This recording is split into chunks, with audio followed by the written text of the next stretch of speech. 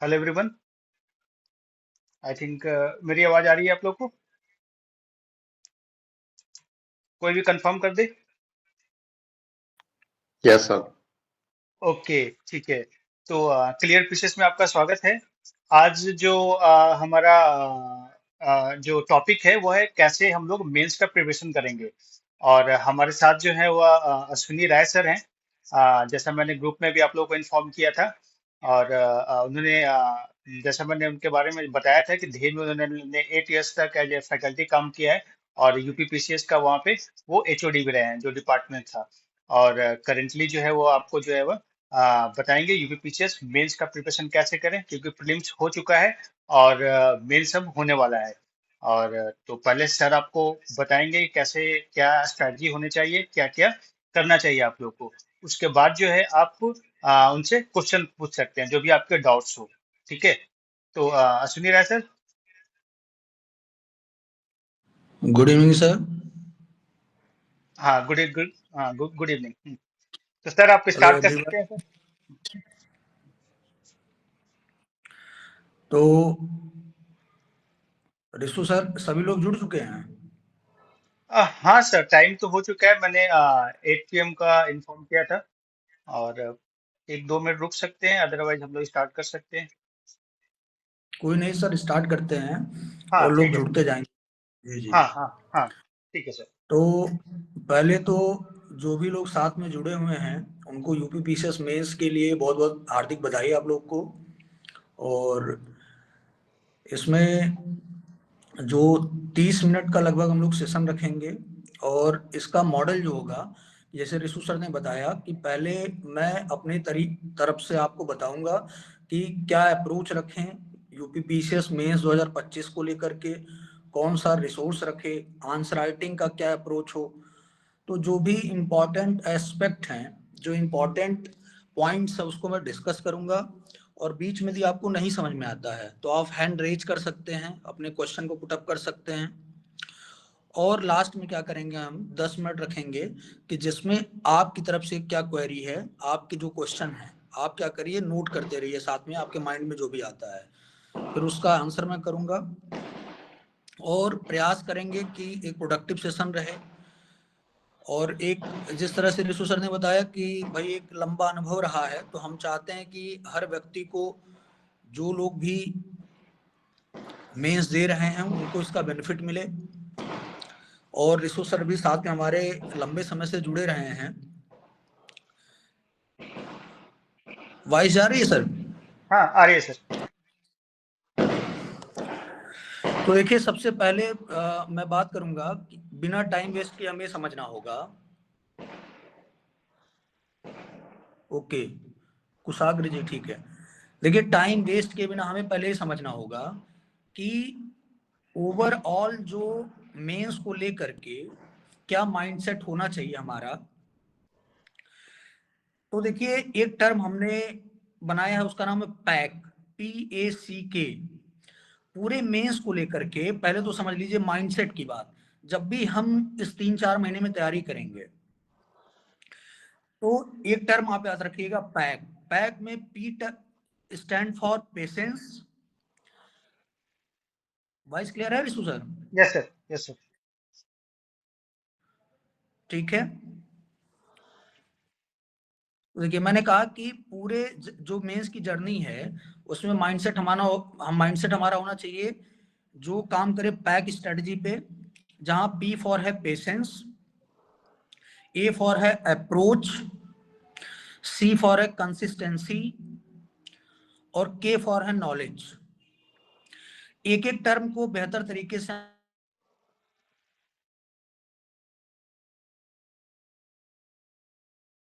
का क्या मीनिंग होता है उसको हम कॉम्प्रिहेंसिव वे में समझेंगे जैसे जैसे डिस्कशन हमारा होता जाएगा।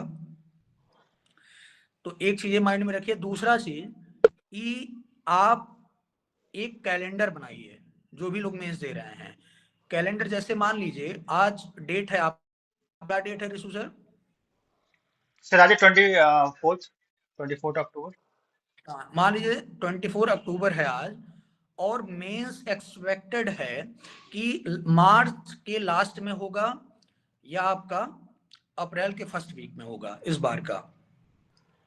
ठीक है, तो आप क्या करिए, इधर 5-6 दिन को छोड़ दीजिए, 1 नवंबर से मार्च तक की आप स्टार्ट अपना एक कैलेंडर बनाइए कि कितने दिन हैं, कितना वीक है, कितने मंथ हैं। तो आप मंथली कैलेंडर निकाल लीजिए, प्रिंट आउट उसका, वो आपके पास रहे, क्योंकि उसी के अकॉर्डिंग हम क्या करेंगे, एक देखेंगे हमारी एफिशिएंसी क्या आ रही है, कितना हम प्रोडक्टिव काम कर रहे हैं। तीसरा पॉइंट जो है ये समझना होगा कि जितने भी लोग मेंस देते हैं उनको हम 3 पार्ट में कैटेगराइज कर ले रहे हैं, जो भी लोग मेंस में अपीयर होने जा रहे हैं। एक कैटेगरी उन लोगों की होती है कि जो लोग पहली बार मेंस लिखने जा रहे हो, और होता ऐसा है कि उनका प्रीलिम्स पे कमांड होता है, वनडे की तैयारी करते हैं, एसएससी की प्रिपरेशन कर रहे हैं और प्रीलिम्स उनका निकल गया, और फिर मेंस को लेकर के उनके माइंड में आता है कि भाई मेंस का सिलेबस तो हमारा तैयार नहीं है और हम इसको स्किप कर दें, ऐसा जनरली माइंड में आता है, या वैसे ही हम जा करके दे देंगे, मेंस में बैठ जाएंगे। तो एक माइंडसेट ये काम करता है, एक ग्रुप ऐसे लोगों का होता है जो फर्स्ट टाइम मेंस में अपीयर होने जाते हैं। अच्छा, उसमें कुछ लोग ऐसे भी होते हैं जिनका सिलेबस कंप्लीट हुआ रहता है और फर्स्ट टाइम अपीयर हो रहे हैं, तो इनके लिए क्या स्ट्रेटेजी हो, इस पे बात करेंगे। दूसरा कैटेगरी है वे लोग जो लगातार 3-4 मेंस दे चुके हैं लेकिन मेंस उनका क्वालिफाई नहीं होता है, तो उनको क्या स्ट्रेटेजी रखनी चाहिए। और तीसरा, जो लगातार इंटरव्यू दे रहे हैं और उनका फाइनल सिलेक्शन नहीं हो रहा है, 20 नंबर 10 नंबर जैसे बहुत सारे कैंडिडेट हम लोग को रिसोर्सर मिलते रहे हैं, आपको यस ध्यान होगा कि बहुत सारे ऐसे जो लगातार 3-4 इंटरव्यू दे रहे हैं लेकिन उनका सिलेक्शन नहीं हो रहा है। तो 3 तरह के कैंडिडेट, तो मैंने कहा पहले माइंडसेट पूरा रखिए, पैक स्ट्रेटजी पीएसी के। दूसरा मैंने कहा एक कैलेंडर बनाइए, कितने मंथ, कितना टाइम, कितना दिन है आपके पास। और तीसरा मैंने कहा 3 कैटेगरी है, उस कैटेगरी के अकॉर्डिंग स्ट्रेटजी हम डिस्कस करेंगे। तो देखिए इसमें जो पहली कैटेगरी है, जो पहली बार मेंस दे रहे हैं, उनको क्या करना चाहिए। पहली बार, फर्स्ट थिंग ये कि आप माइंड से हटा दीजिए कि हम फर्स्ट टाइम अपीयर होने जा रहे हैं तो हम कर नहीं सकते हैं और हमें हमारा प्रिपरेशन है नहीं, तो इस थॉट को तो माइंड से आपको बाहर कर देना है। आपको करना ये है कि देखिए जो प्रीलिम्स में आप पढ़े होते हैं, बिना पढ़े तो प्रीलिम्स क्वालिफाई हुआ नहीं होगा, वो अलग बात है, किसी का तुक्के से हो गया हो, ठीक है। तो यदि आपने प्रीलिम्स निकाला है और पढ़ करके निकाला है तो बात मान के चलिए, आप विश्वास करिए, बिलीफ होना चाहिए अपने आप पे कि आपका 60-70% मेंस की प्रिपरेशन है, कंटेंट आपका प्रिपेयर है, कमी केवल अप्रोच की रह गई है। तो आपको कैटेगरी ए वालों को क्या करना चाहिए, जो पहली बार मेंस में अपीयर हो रहे हैं, वो क्या करें। देखिए मैक्सिमम इंग्लिश मीडियम लोग के स्टूडेंट होंगे मुझे लग रहा है रिशु सर इसमें।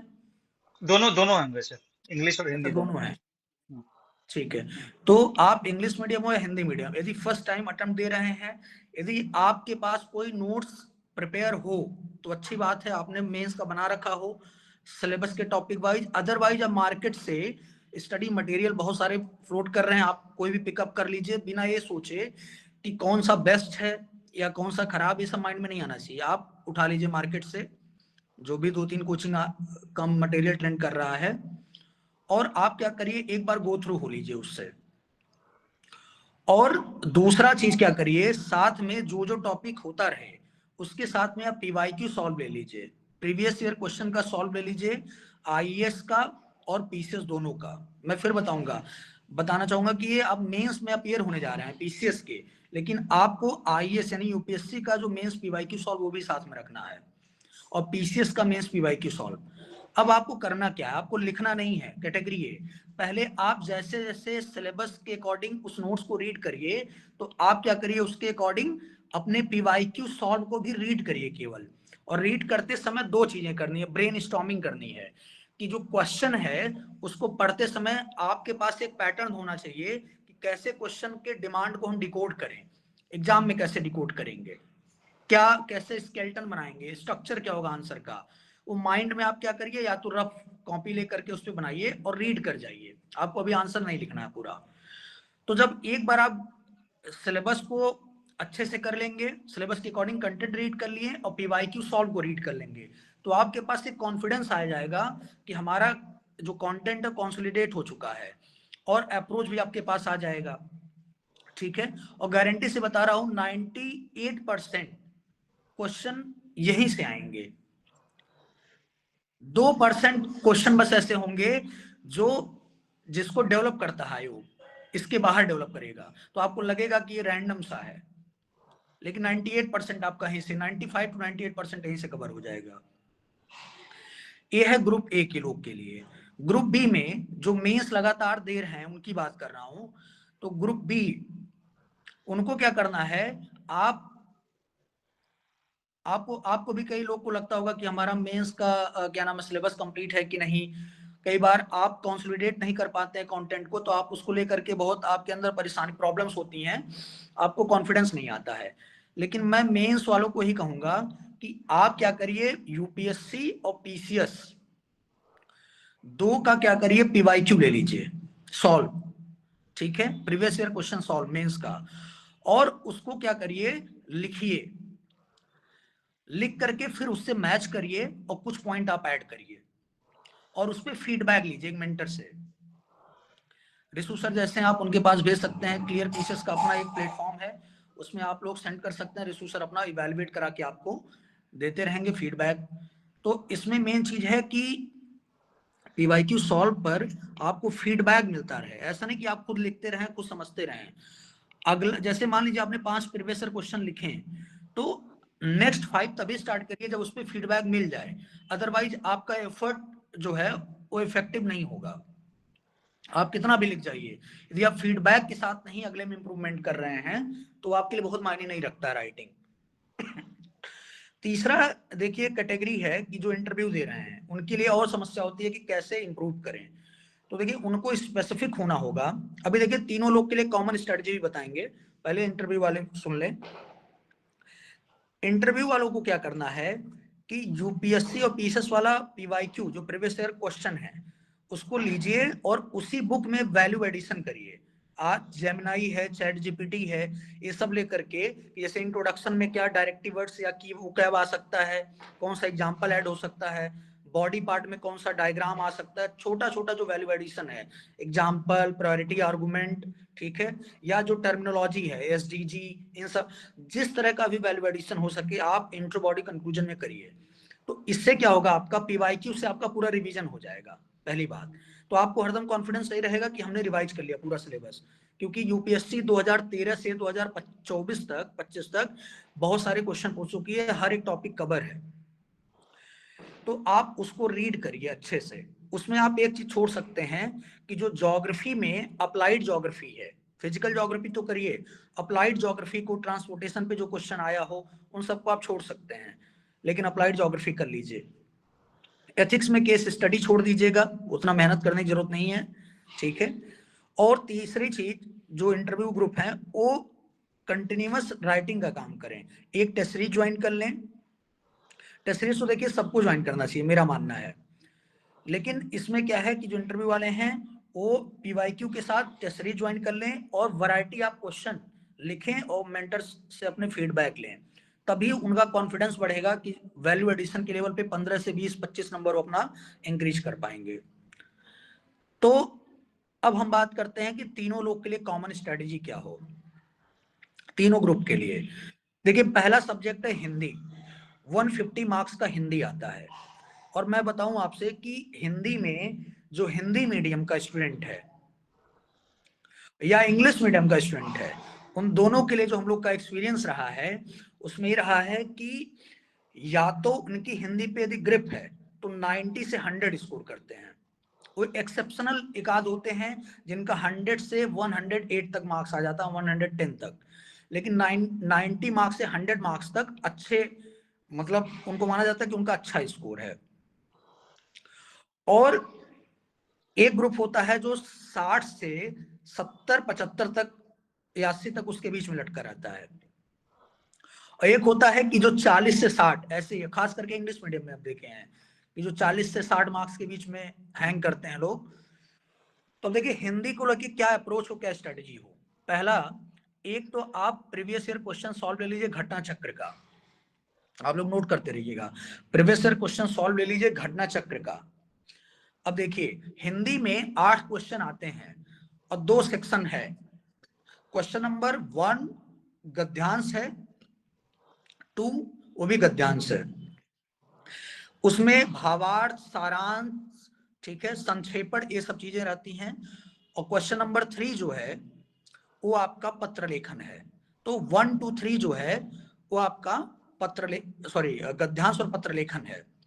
उसके बाद आपका आता है ग्रामर, क्वेश्चन नंबर 4 से 8। तो मैं क्यों कैटेगराइज करके बता रहा हूं, तो देखिए 4 से 8 जो है आपका, जो आपका 70 नंबर है, 70 से 80 कैलकुलेट कर लीजिएगा आप लोग।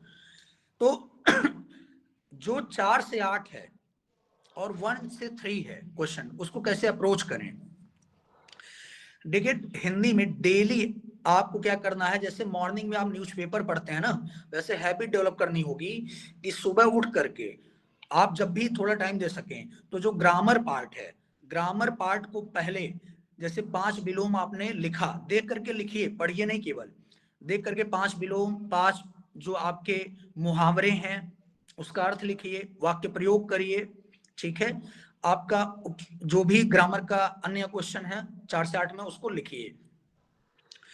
तो 5 मुहावरे, 5 विलोम ऐसे करेंगे और नेक्स्ट डे जब आप जाइए, नेक्स्ट डे में क्या करिए, पिछला रिवाइज कर लीजिए और फिर आप 5 नए मुहावरे, 5 नए विलोम ऐसे आप प्रैक्टिस करिए। और ये प्रक्रिया सतत चलनी चाहिए, कंसिस्टेंट होनी चाहिए। वही पैक में जो सी है ना, सी फॉर कंसिस्टेंसी, कंसिस्टेंट रहना चाहिए। यदि आपने कंसिस्टेंसी लूज की तो हिंदी में तो वैसे भी आप सब मान के चलिए स्कोर नहीं होना है, ठीक है। तो ये ग्रामर के लिए स्ट्रेटजी है कि लिख लिख करके आप इंप्रूव करिए और तभी वो रिकॉल भी होगा, याद भी होगा।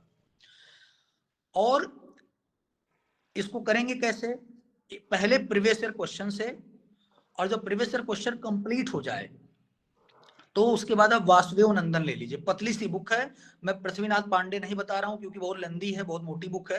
आप वासुदेव नंदन ले लीजिए, पीवाईक्यू उससे कवर हो जाएगा पूरा ग्रामर, ठीक है। और क्वेश्चन नंबर 1 और 2 जो है गद्यांश वाला, उसको आप पीवाईक्यू घटना चक्र सॉल्व से ही कंप्लीट कर सकते हैं। आप प्रैक्टिस करेंगे, लिखिए, फीडबैक लीजिए। क्लियर पीसीएस पे आपका जो भी आपके मेंटर है रिशु सर, इनके थ्रू जुड़िए, आप फीडबैक लीजिए 1 और 2 में। तो इसका रूल ये होता है कि गद्यांश में जैसे सारांश, भावार्थ, इन सब का अर्थ क्या है ये आपको पता हो, संक्षेपण जैसे 1/3 लिखा जाता है, ये रूल पता हो। उसके बाद आप एक एक प्रैक्टिस करिए, 2 दिन पे एक या 1 दिन पे एक, मतलब आधा घंटा ग्रामर पे दीजिए तो आधा घंटा आप राइटिंग पे दीजिए, हिंदी पे। यानी ये घंटा डेली आपको हिंदी करना है, मेरा मानना है ऐसा, यदि 100+ स्कोर करना है। तो हिंदी में क्वेश्चन नंबर 1 2 हो गया, 4 से 8 हो गया। क्वेश्चन नंबर 3 जो लेटर राइटिंग है, पत्र लेखन, इसको लेकर के देखिए बहुत कंफ्यूजन है मार्केट में, अलग अलग उसमें या तो प्रारूप पूछता है या तो आपको एक पत्र लिखने के लिए उदाहरण पूछेगा। तो इसमें क्या है कि कई जगह पत्र के प्रारूप में अलग अलग कंटेंट मिल जाता है, हम कंफ्यूज हो जाते हैं और टीचर भी अपना उस पर फीडबैक दे देते हैं अलग अलग। तो इसके लिए क्या करिए, केंद्रीय हिंदी निदेशालय के साइट पे जाइए, केंद्रीय हिंदी निदेशालय, और उस पे पत्र का प्रारूप और पत्र के उदाहरण दोनों पड़े हुए हैं, उसको आप डाउनलोड कर लीजिए और उसको लिख करके प्रैक्टिस करिए। जब 2 से 3 बार 4 बार आप लिखेंगे तो आपको याद होना शुरू हो जाएगा, ठीक है। और प्रयास यही करिए कि हिंदी में 100+ का आपका टारगेट हो, तब जाके आप 90 से 100 के बीच में जाएंगे। और कोई भी टॉपर हो, आप देख लीजिए, जिसका 90 से नीचे हिंदी में है, टॉप करना तो बहुत दूर की बात है, ठीक है। 90 तो आपको स्कोर करना ही करना होगा। तो ये हो गया आपका हिंदी। हिंदी को लेकर के कोई डाउट किसी का?